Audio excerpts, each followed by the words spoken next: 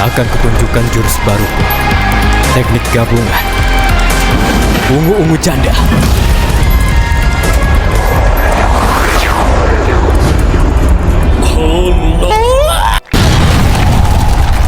Beritahu aku terlihat seperti apa? Dilihat-lihat, mirip logo iPhone, Bang. Assalamualaikum warahmatullahi wabarakatuh. Perkenalkan, kami dari kelompok 1 yang beranggotakan saya M. Habib Maulana, Saya Ibrahim Nur. Saya Iqbal Maulana. Saya Rizka Diliani. Saya Syaza Azara Aresya. Saya Zawala Fini. Saya Medina Zara. Di sini kami akan membahas ketidakadilan sebagai masalah sosial. Selamat menonton. Nah, terdapat berbagai ragam permasalahan sosial terkait pengelompokan sosial. Salah satunya adalah ketidakadilan. Ketidakadilan merupakan suatu tindakan yang sewenang-wenang. Ketidakadilan pada umumnya menyangkut masalah pembagian hak terhadap seseorang atau sekelompok orang yang dilakukan secara tidak proporsional. Jika ketidakadilan dibiarkan secara larut berlarut, maka akan menimbulkan berbagai masalah. Ada beberapa faktor ketidakadilan. Yang pertama yaitu stereotip, dan yang kedua yaitu marginalisasi, yang ketiga subordinasi, dan yang terakhir yaitu dominasi. Stereotip adalah pandangan atau penilaian terhadap suatu kelompok yang membawa harapan pada seperti apa individu di dalam kelompok tersebut dan bagaimana perilakunya.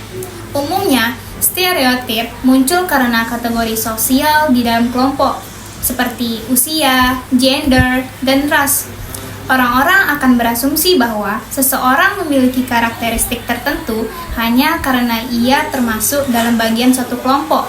Contoh stereotip dalam hal gender, ada anggapan bahwa laki-laki lebih kuat dari perempuan, padahal kekuatan fisik atau kemampuan seseorang tidak selalu tergantung pada gender. Dalam hal suku atau ras, misalnya banyak orang yang beranggapan bahwa orang Jawa selalu lemah lembut. Sebenarnya, setiap orang punya kepribadian yang berbeda, terlepas dari asal sukunya. Dalam hal usia, remaja sering dianggap tidak bisa diandalkan atau suka bermain saja, padahal banyak remaja yang bertanggung jawab dan rajin. Stereotip dapat bersifat positif dan dapat bersifat negatif. Contohnya, bersifat positif, orang tua lebih bijaksana, meskipun pengalaman hidup bisa mendukung kebijaksanaan. Tidak semua orang tua selalu bijak. Sedangkan, contoh bersifat negatif, orang tua yang ketinggalan zaman dan sulit mengerti teknologi. Tetapi tidak semua orang tua ketinggalan zaman. Banyak orang tua yang mahir menggunakan teknologi. Marginalisasi adalah bentuk pemikiran suatu kelompok maupun individu dan yang membatasi aksesnya terhadap kekuasaan, peluang, hingga sumber daya. Jadi, sederhananya, marginalisasi adalah suatu fenomena ketika suatu kelompok tertentu diasingkan karena faktor sosial seperti kelompok sosial, agama, etnis, ras, atau aspek lain yang dianggap menyimpang dari budaya dominan.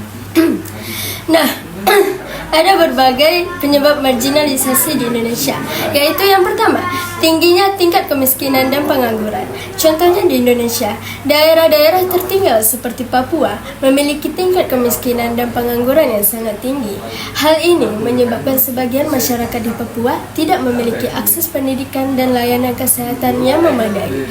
Yang kedua, stereotip negatif pada kelompok yang terpinggirkan. Contohnya, masyarakat Baduy atau orang rimba, mereka sering dianggap terbelakang karena memilih untuk mempertahankan gaya hidup tradisional, sehingga akses mereka terhadap layanan publik seringkali terbatas. Yang ketiga, faktor budaya. Contohnya suku Baduy dalam yang memiliki aturan budaya yang berbeda dengan masyarakat umum. Suku Baduy dalam menolak penggunaan teknologi modern dan memilih hidup sederhana. Hal ini membuat mereka dianggap sebagai masyarakat tertinggal dan terpisah dari perkembangan zaman. Yang keempat, monopoli kebijakan. Misalnya, perusahaan-perusahaan besar perkebunan dan tambang seringkali mendapatkan izin pemerintah untuk membuka lahan tanpa memperhatikan dampak pada masyarakat adat setempat. Akibatnya, masyarakat adat sering terpinggirkan dan kehilangan tanah mereka, yang merupakan sumber kehidupan dan budaya mereka. Dampak dari marginalisasi yaitu yang pertama, kondisi ekonomi semakin rendah. Masyarakat yang aksesnya dibatasi tidak bisa memenuhi kebutuhannya secara maksimal, sehingga kondisi ekonomi masyarakat semakin merosot. Yang kedua, sifat apatis masyarakat marginal. Masyarakat yang terpinggirkan akan merasa hak mereka tidak terpenuhi dan dirampas. Ketidakadilan yang mereka dapatkan menyebabkan rasa tidak percaya kepada pemerintah atau kelompok dominan. Yang ketiga, lemahnya efektivitas pemerintah. Masyarakat menarik diri dari sistem pemerintahan karena merasa telah diasingkan dan dianggap membuat kebijakan pembangunan tidak berarti. Dalam sosiologi, subordinasi merujuk pada posisi atau kondisi di mana individu atau kelompok tertentu berada dalam pengelompokan sosial yang lebih rendah atau dianggap kurang memiliki kekuasaan dan pengaruh dibandingkan individu atau kelompok lainnya. Subordinasi seringkali terkait dengan ketidaksetaraan dalam akses terhadap sumber daya, hak, dan kesempatan yang bisa terjadi karena faktor-faktor seperti kelas sosial, etnis, jenis kelamin, ataupun usia. Secara umum, subordinasi adalah hasil dari adanya kekuasaan yang tidak seimbang, di mana kelompok yang lebih dominan memiliki kendali atas kelompok yang dianggap lebih rendah. Hal ini dapat membuat kelompok yang lebih rendah sulit untuk memperbaiki posisi mereka dalam struktur sosial. Contoh subordinasi dalam masyarakat bisa dilihat dalam konteks gender, di mana perempuan seringkali ditempatkan pada posisi subordinat atau posisi yang lebih rendah terhadap laki-laki dalam banyak aspek kehidupan. Contohnya, pekerjaan. Misalnya, laki-laki dianggap lebih diandalkan dalam bekerja dibandingkan dengan perempuan. Dalam kajian sosiologi, subordinasi adalah isu penting karena berkaitan erat dengan upaya untuk memahami dan mengatasi ketidaksetaraan sosial dalam masyarakat. Dominasi merupakan kondisi yang dialami oleh orang atau kelompok di mana terdapat orang atau kelompok lain yang memegang kekuasaan sewenang-wenang atas mereka. Bentuk dominasi ada 7, diantaranya sebagai berikut. Yang pertama, perbudakan. Misalnya, yang dapat kita contohkan seperti perdagangan orang yang digunakan untuk menjual organ-organnya. Dan yang kedua, rezim diskriminasi sistematis terhadap kelompok minoritas. Dapat kita contohkan seperti diskriminasi terhadap kelompok minoritas pada masa Orde Baru, di mana etnis Tionghoa mengalami diskriminasi seperti orang Tionghoa mewajibkan memiliki nama Indonesia dan dilarang merayakan perayaan-perayaan mereka secara terbuka. Dan yang ketiga, rezim politik kolonial adalah sistem pemerintahan yang diterapkan oleh negara penjajah untuk mengontrol dan menguasai wilayah jajahan mereka. Contohnya yang kita ketahui seperti masa penjajahan Inggris dan kolonial Belanda di Indonesia. Keempat, despotisme. Despotisme yaitu sistem pemerintah dengan kekuasaan tidak terbatas dan sewenang-wenangnya. Contohnya kekuasaan Hitler Nazi Jerman dan kekuasaan Kim Jong-un Korut. Kelima, totalitarianisme, yaitu sistem pemerintahan yang tidak memberikan kebebasan individu dan mengatur seluruh aspek kehidupan individu. Yang keenam, yaitu adalah sistem ekonomi yang memberikan kebebasan penuh bagi tiap orang untuk mengendalikan kegiatan ekonomi dengan tujuan untuk memperoleh keuntungan.